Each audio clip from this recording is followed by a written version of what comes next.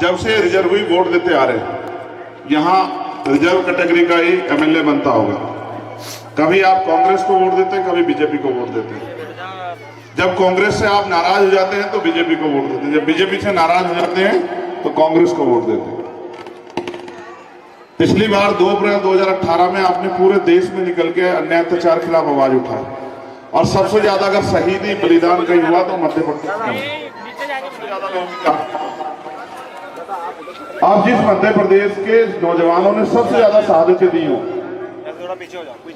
वो मध्य प्रदेश में तय किया 2018 में कि हमें बीजेपी को सबक सिखाना है, इसलिए हम कांग्रेस को वोट देंगे।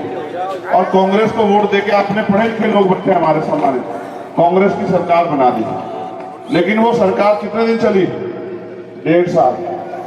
1.5 साल में उनके नेताओं के निजी स्वार्थ बाहर आए, और उन्होंने, आपने तो अपनी कीमती वोट को उनको सौंपा था, उन्होंने उस वोट को बेच के भारतीय जनता पार्टी को, और वो नेता बिके, और सरकार किनकी बन गई?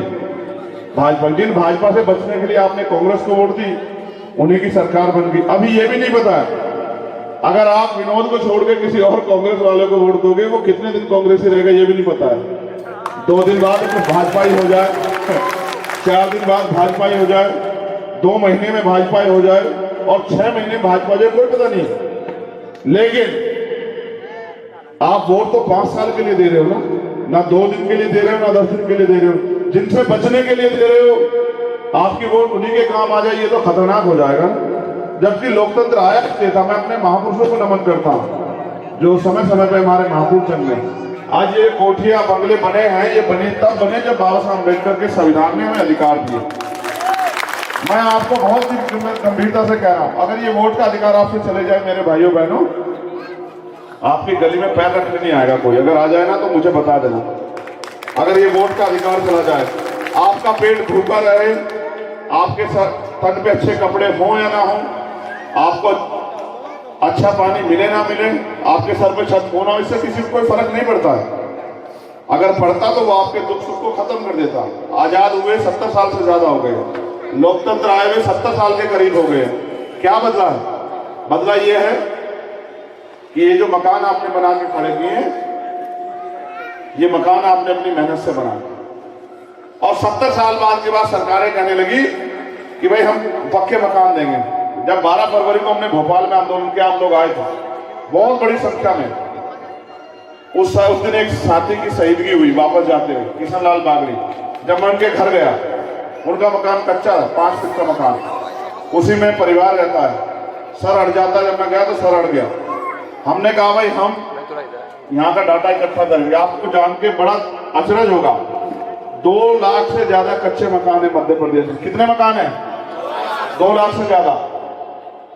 वो 2 लाख मकान किसी धन्ना सेठ के तो होंगे नहीं भाई, आपके मेरे परिवार के लोगों के होंगे, आदिवासियों के होंगे, मुस्लिम के होंगे, दलितों के होंगे, पिछड़े वर्ग के लोगों के होंगे, किसी धन्ना सेठ पूंजीपति के तो नहीं होंगे।